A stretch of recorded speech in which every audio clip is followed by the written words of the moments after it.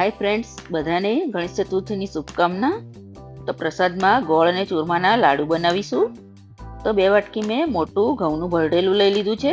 1 વાટકી ગોળ અને 1 વાટકી ઘી લીધું અને થોડા કાજુ બદામ અને દ્રાક્ષ લીધા. તો સૌથી પહેલા ભરડેલું થાળીમાં લઈ લઈશું અને એમાં વચ્ચે ખાડો કરીને 2 ટેબલસ્પૂન જેટલું ઘી લેવાનું છે. સારી રીતે મસળીને મોઈ દેવાનું છે અને મુઠ્ઠી પડે એવું રાખવાનું છે. ઘી થોડું ઓછું લાગ્યું તો બીજું અડધી ચમચી લીધું. હવે થોડું થોડું પાણી એડ કરીને કઠણ એવો લોટ બાંધીશું. જો આ રીતે લોટ તૈયાર થઈ ગયો. હવે મીડિયમ સાઈઝના મુઠિયા બનાવી દઈશું. બધા મુઠિયા તૈયાર થઈ ગયા. હવે કડાઈમાં તેલ લઈશું. એમાં મુઠિયા ફ્રાય કરી દઈશું.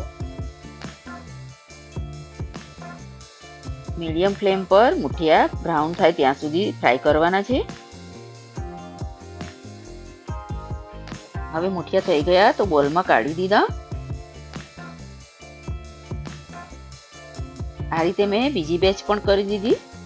હવે મુઠિયા ઠંડા થાય ત્યાં સુધી ડ્રાયફ્રૂટ્સને ક્રશ કરી દઈશું. હવે એક બીજા પેનમાં 1 ટેબલસ્પૂન જેટલું ઘી લઈશું અને ડ્રાયફ્રૂટ્સ થોડા શેકી લઈશું. દ્રાક્ષ પણ એડ કરી દીધી. ડ્રાયફ્રૂટ્સને શેકી લીધા છે. હવે મુઠિયા ઠંડા થઈ ગયા તો મિક્સીમાં ક્રશ કરી દઈશું. આ રીતે મુઠિયાને ગ્રાઇન્ડ કરી દીધા. હવે એક ચાળણીથી ચાળી લઈશું.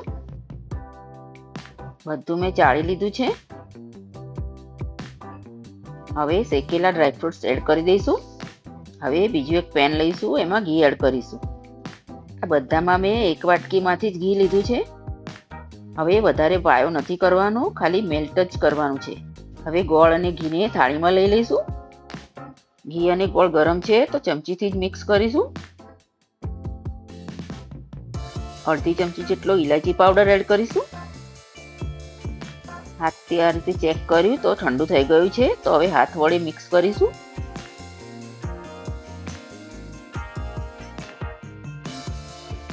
હવે એક લાડવો બનાવીને જોયું તો થોડું ગરમ હતું તો મેં ફ્રીજમાં ઠંડુ કરી દીધું. હવે મીડિયમ સાઈઝના નાના નાના લાડવા બનાવી દઈશું.